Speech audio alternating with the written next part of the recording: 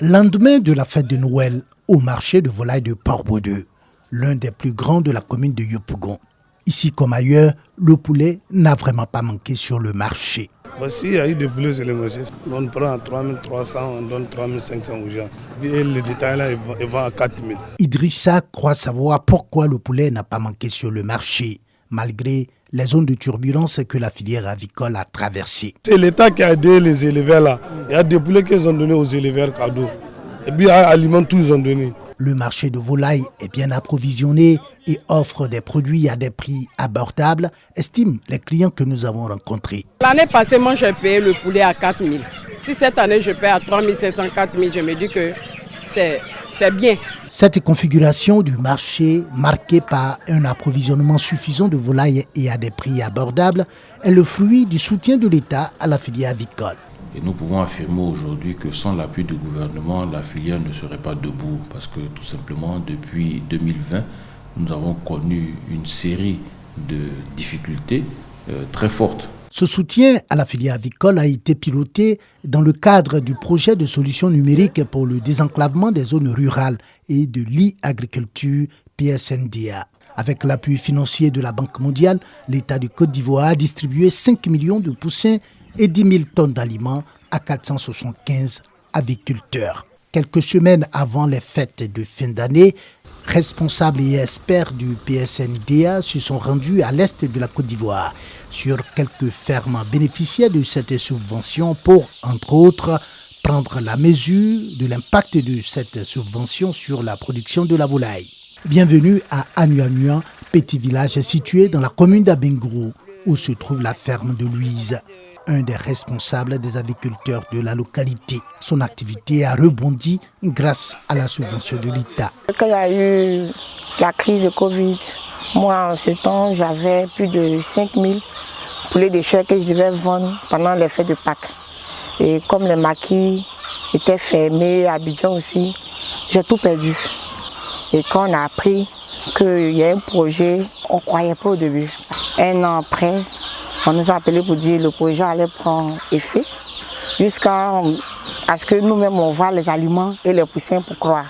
Un peu plus loin, à Niablé, toujours dans la localité d'Abengourou, Honoré, un aviculteur également épanoui grâce aux poussins et aliments qu'il a reçus gracieusement.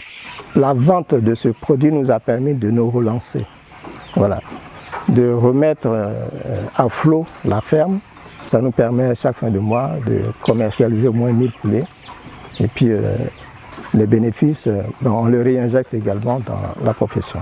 À Nimbelekro, le paradis de l'aviculture en Côte d'Ivoire selon des acteurs de la filière. Ali Ouattara, l'un des aviculteurs les plus connus de la zone, se souvient encore des ravages de la Covid-19 sur ses fermes. Les fermes étaient presque abandonnées. On a perdu facilement 72 millions sur cette affaire. La subvention de l'État lui a permis aujourd'hui de sortir la tête de l'eau. On a reçu 60 000 poussins avec 100 tonnes d'aliments. En tout cas, ça nous a permis de relever le travail. Donc le projet, en tout cas, ça nous a arrangé.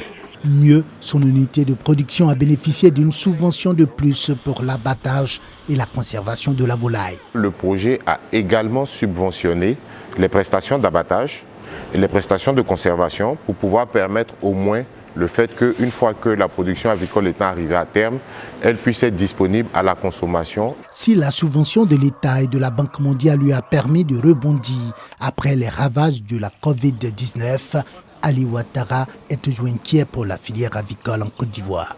De 14 500 le sac de soja, on est revenu aujourd'hui à 22 500 le sac sur Abidjan. Donc avec le transport jusqu'ici, on sera autour de 24 000. Donc il faut que l'État regarde ce nouveau pour nous aider. À l'issue de la visite des fermes de la région de l'Indénieux Guablin, zone de prédilection de l'aviculture qui a absorbé plus de 55% de la subvention de l'État, le coordonnateur du PSNDA a le sentiment d'une mission accomplie. Le secteur s'est redynamisé grâce au soutien de l'État, grâce à l'appui de la Banque mondiale, grâce à la subvention faite par le PSNDEA. Même son de cloche à l'IPRAVI, interprofession avicole ivoirienne, où on plaide plus pour une rallonge de la durée du projet. Nous pensons aujourd'hui que c'est un véritable succès et Nous pouvons dire que ce programme s'inscrit dans la politique globale du gouvernement qui a toujours soutenu notre filière, il faut le dire, depuis plus de 10 ans.